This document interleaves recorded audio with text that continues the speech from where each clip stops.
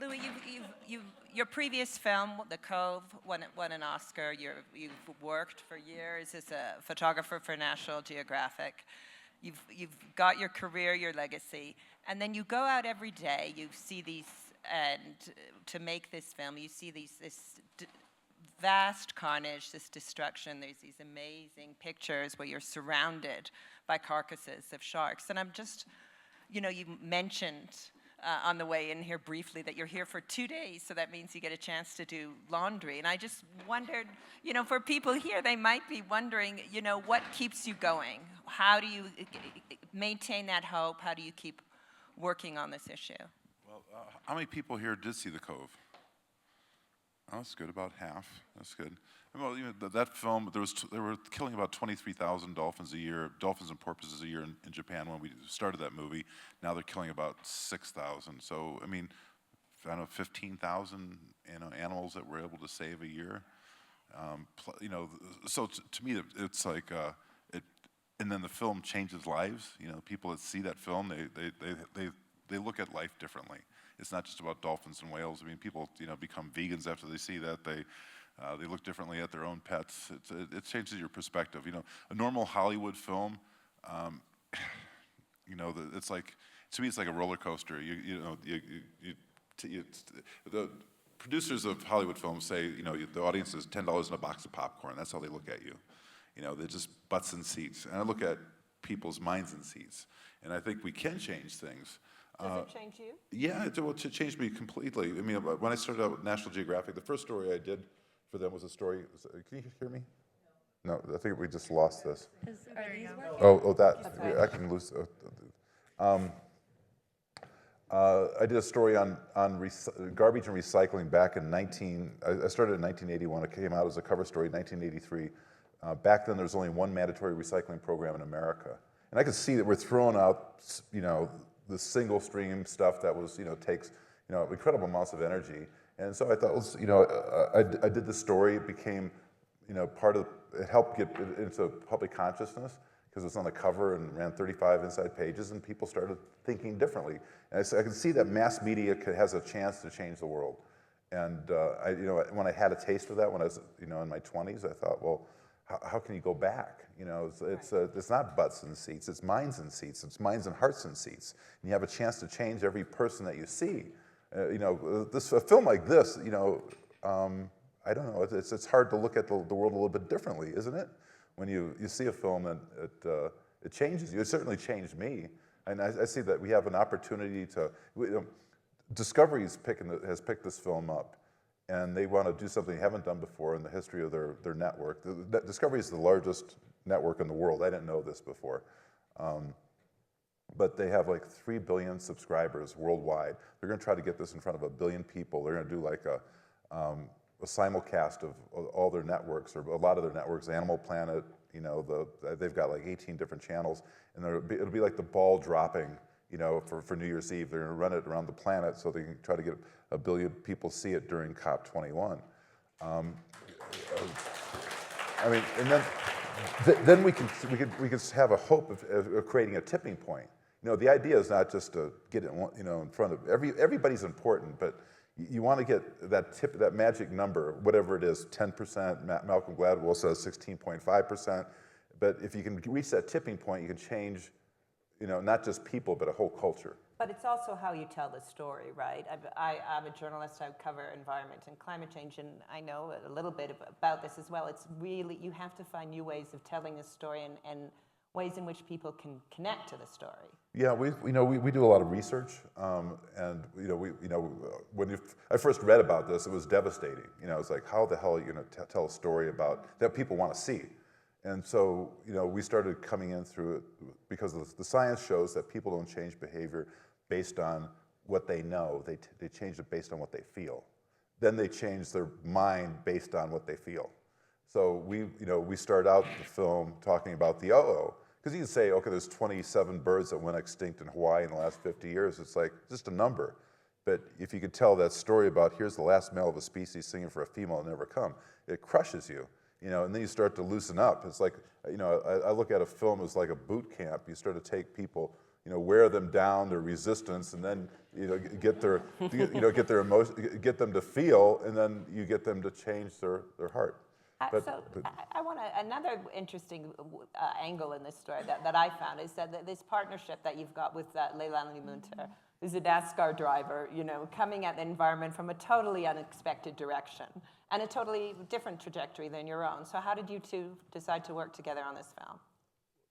Well, we want to talk about the Cove, yeah. I mean, I saw the Cove, and for those of you who did not raise your hands when Louie asked how many people saw the Cove, I would love for you to go onto iTunes and download it, because it really is a film that changed my life. I mean, I watched the Cove, and I immediately started volunteering for Rick O'Barry, who's the dolphin activist in the film, and it just really changed my life, and I got really involved with trying to raise awareness and trying to get as many people as I possibly could to see the Cove. And we actually even ran a Cove race car at Daytona. We gave 1,000 DVDs of the movie away at the racetrack, and so that's how we connected, was over the Cove. And then when I was at Daytona and I was running the race car, Louie came over to me and he said, "So when you're out there, are you just full on the gas all the way around?" And I said, "Yeah, full throttle, we never lift." And he said, "Okay, I've got a job for you in the next film." And I didn't know what it was. And I found out a few months later what I was actually doing. But yeah, I mean, I'm just incredibly honored to be a part of, what I feel is, the most amazing documentary film crew on the planet. The Cove changed my life, and I hope that Racing Extinction touches a lot of people, and to just have a small role in that. I'm just driving the car, but you're a getaway driver. I'm the getaway driver, and I'm just completely honored to be a part of it. I mean, it's the most important story of our time, and so all of us have to, like you say in the film, all of us have to be a part of it, and that includes race car drivers. What I find, before I forget, I've got to do a couple shout outs, because Aspen's been so important to this film. Tony Malkin, who is a lot of people know him. He's his family owns the Empire State Building now. It's a public company, so it's not quite exactly true, but he's letting us project on the Empire State Building Endangered Species. We'll crash it into this film on August 1st. So we'll, that'll be the first time we've done these massive projections on the Empire State Building. So then that'll sort of bookend that scene. That's sort of like, it'll be cool, because everybody in the world's gonna see it. We're working with the guys that did the Planet of the Apes series. We're going to we'll start out with an ape climbing up the side of the building. And then we'll get into a slideshow like we did in the UN. But that Tony Malkin, God bless him, you introduced me to him at the last Aspen Ideas Festival, I think. Yeah. And anyway, and then Chip Cummins is here, who runs our day. He's been a big supporter, got us a lot of money, and April and Glenn Boxbaum. Anyway, just wanted to do those shout outs, because it's so important. This community's really been important for our survival. And that's what you want and what you expect from this film is how do we take these feelings, a strong identification with what's going on, and how we reach that sort of tipping point, which is, I think, Hilary's specialty, right? Yeah, so we're coming in. So I, unfortunately, was not involved at all in the production of the film, although I was in touch with Louie and screening cuts and that sort of thing for many years before we got involved. But I work for Paul Allen, co-founder of Microsoft, for Vulcan, and he's really focused on philanthropy. And what we're doing with the film is that we're going to take it, and once you're totally fired up, which hopefully you are right now, and you're wondering, and if you get a chance to ask questions, you'll probably ask this question, what is it that I can do? That's where we come in, and we're building a campaign that will hopefully go through schools all across the country, that will work with nonprofits, that will work with churches and other organizations to really get the message out broadly across the country. And I encourage all of you to sign up. You can sign up through the text number that we had. You can just text 55755, text RACE to that, and sign up. Or follow us on our social feeds. And we're going to be rolling out big plans to get people engaged in simple things. Like we have a 5-day carbon challenge, kind of like a juice cleanse coming out later in the fall. Carbon cleanse. to help you change your habits and learn more about what we can all do to come together to make a difference. Let's, I think our time is so short here, but we'd love to hear from people. What do you have, if they a have movie coming questions. after this one? No, I don't know. Maybe there's a curfew here at Aspen, but I was told we didn't have a lot of time, so it would be good if people had any questions. I'm sure you'd love to answer them. Greg? Thank you. Greg Hamra, Miami, Ground Zero for Sea Level Rise. The movie was originally called Six, is that correct? Yeah, And but when nobody did the got it. transformation come? When Leilani came on, or when the transformation of the name happened? I was wondering about that. Well, it was actually had 4 names. The first working title was The Singing Planet, and it sounded too much like a Disney film. And then we called it The Heist, because we wanted it to feel like a caper, because it was developing like that, but it was really hard to get sponsors on board. And then Six, which was after the 6 mass extinction. And the people would say, well, which 6 people are you talking about, or which 6 species are you highlighting? And this is a really smart audience as we do this testing, and they still didn't get 6. So we listen to the numbers. We're not just making the film for ourselves. So Vulcan actually ran a campaign. What do you want to talk about that? Well, I mean, we did market research and testing to get there, and it just so happened that Racing Extinction aligned very well with Leilani. It's perfect. Yeah, so when they tested it across all the audiences, Racing Extinction, of the 10 names or whatever that they tested, scored the highest across the board. So I found out later after they did the testing, and of course I was pretty happy about the new name.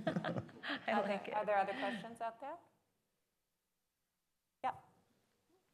One of the many impressive. She doesn't need a microphone.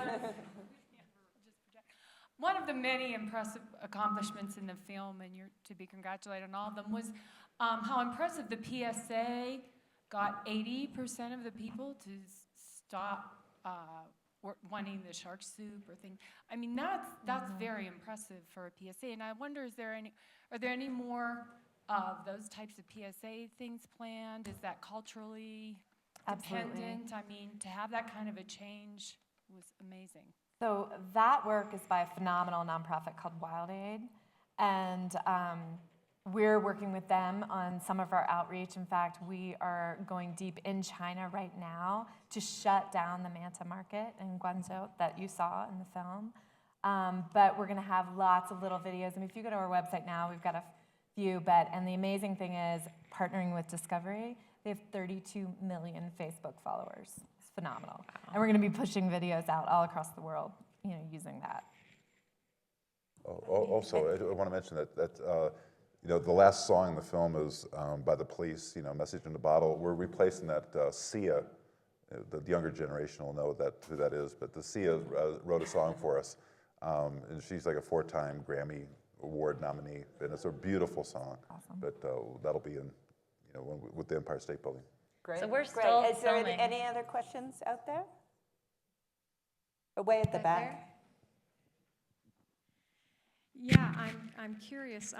There's a lot of momentum right now, and I don't want to be a downer, but do you see this continuing into the future, or do you think there's going to be some sort of pressure to go underground again for more markets to go underground, that after a certain amount of time period passes?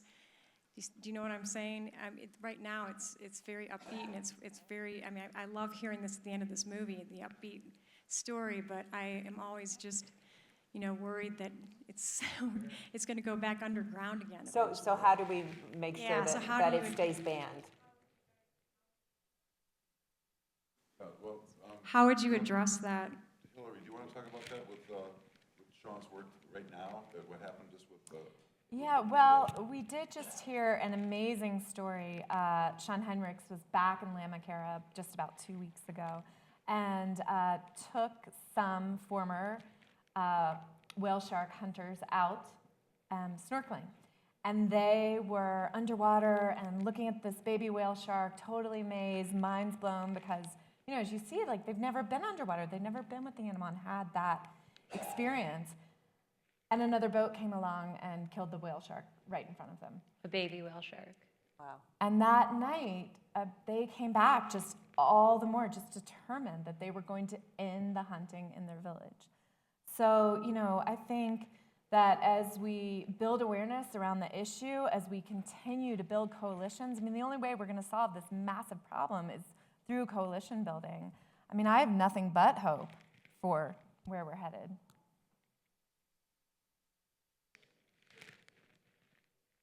Oh, Any other follow-up. questions? Commend you for presenting the perspective of the people in the village, and it's their livelihood, because often you don't see that perspective presented and what it really means to their day-to-day life. Because we have to think about changes that we can make, but also how we can help people in much lower economic status do what they want to do, but need help to do. So thanks for presenting that perspective. So, to me, I think the premise that we're working on together is that all the solutions are upgrades. It's not like the 80s where, okay, you have to, turn down the thermostats. It's like, I've been running my organization out of, solar for, since 2007. I get checks from the electric company in December, the darkest month of the year. Of course, we're in Colorado, and that's, a lot of sunshine here. But when we drove the Teslas are expensive. Everybody in the room here can afford them, but we can't. But when we drove the Tesla off the lot, Leilani turned to me and said, "You know what? Every other car on the road just became a relic." I drive a 2002 Toyota RAV fully electric car. It doesn't. I don't pay for I don't pay for gasoline. That feels like something that we used to do like last century. It's and nothing goes wrong with an electric car. It's incredible. There's one moving part in the engine. Yeah, it's like, the only time I go to the gas station, I was saying, is to get, windshield wiper fluid and fill up with the tires with air. Any other, yes? There's two more hands up. Yeah. One there, and there's another question in the back. Well, to follow up on what you were saying about the Indonesian, if you have a magnificent creature, I've scuba dived with manta rays, and that's really exciting. But if you have some little mud crawler thing that is somehow valued by the Chinese or something, have you had any success? Has anybody had success in helping a community that relies on hunting something that's not pretty that people would want to fly out to encounter? That's a great question. Yeah, there's we always focus on the big charismatic megafauna. Like he says, tigers, pandas, and elephants, they'll never go extinct. Probably, maybe in the wild they will, but, there's a lot of, brown little gray things that are way more important than elephants, let's say. And, who's going to take care of those? It's a good question. My organization, we're half a dozen people. We can't, the joke is that, our motto, we used to put on T-shirts, that we're not trying to save the whole planet, just 70% of it. Now we're going for the other bit, but we need help. That's the film. Hopefully, is a call to action to get people like yourself involved. To help. So save ecosystems. And one of the ideas that we've had is that there's something endangered in every zip code in America. If we get people involved with trying to save something in their own backyard, maybe that could be really helpful. We have. That's a great idea. Mm-hmm. I think there was room for one last question. In the middle? And she had her hand up a while back, too, in the back. Over there. No, I was just wondering, all the demand from this stuff usually seems to come from Asia. Have you guys seen what kind of organizations are helping to get a more Asian group being the one driving this, instead of just all the developed world saying, hey, this is what we think you need to do? What kind of grassroots movement do you see from the economies that are consuming a lot of this stuff developing? Because I think it would seem like that's the real, going to be much more effective. This is an awesome movie, and we'll all be very touched by it. But I don't know how much it's going to get play in China, where it seems to be. Well, you've had there have been a lot of efforts in China to ban other wildlife products that have been quite effective, and you've had the basketball player coming out for that. There's a lot going on. He's working on the Manta campaign. So it's just really important to get Asian faces involved in the issue. One of the problems that we've had with the Cove is that there's just no history, there's no legacy of animal rights really in that country. It's just starting now, but it's really difficult to work where there's no infrastructure at all. And in fact, there's almost no support. There's absolutely no support from the government. But so people there it's really difficult. But in China, it's developing. People, the guy that's paying for there's a couple that's paying for the Empire State Building projections, and they're Chinese, and it's Li Keqing and Selina Chow, and we actually might do a projection on the Beijing National Center for Performing Arts, right next to Tiananmen Square. It's that egg-shaped building built by this it's a gorgeous center. So that might happen right about the same time as the Empire State Building. We're working on that right now.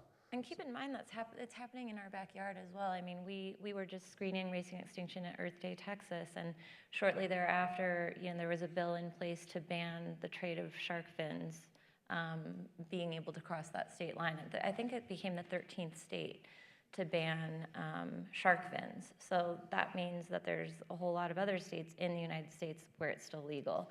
So yes, the Asian countries definitely are prominent, but we have several problems right here in the U.S. I think the U.S. is the second biggest market for wildlife trade. And if you remember ivory. early in the film, there's a scene of blue shells with the tiger heads and all that. That's a repository in Colorado, where the stuff people are smuggling into this country, if they get caught, that's where it ends up. And there is, mountains of ivory and other products in there. The It's other distressing thing to that see. I would add, just from a campaign standpoint quickly, is that we're also really focused on legislation. So we partnered with Oceana and some other nonprofits, Racing Extinction did, to get that ban passed in Texas and also in New Jersey. But by doing that, we're leading. So in that way, and I'm not an expert on China by any means, but in multiple instances, we have found that when we lead, so we're not being hypocritical ourselves, the hope is that they will follow. And then, of course, there's a lot of work being done on the ground there. But the big thing is, how are we going to get the film scene in China? And we'll be working on that, too. There was a question back there, too. Sorry. Go ahead.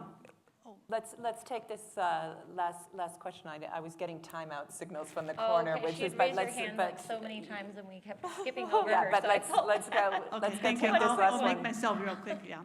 First of all, you really have my deepest admiration from my heart, because I am a Chinese, and I feel kind of ashamed, that many of the part of the film was about the Chinese eating those animals and species. Although my family's from the north, we don't eat shark fin soup, but I probably did eat one or two, my lifetime, so I feel really bad about it. But your last question answered my question already, because when I saw the film was showing in other countries, it seems to me that most of the showing were in English, didn't have the local language translated. Wouldn't that be easier for the local people to understand a little bit more when you have at least the subtitles or something to accommodating the local language? And secondly, if I don't know how accessible this film is, because we do have people going to organizations, churches, other places that will be very happy to show this from our own communication to our own communities.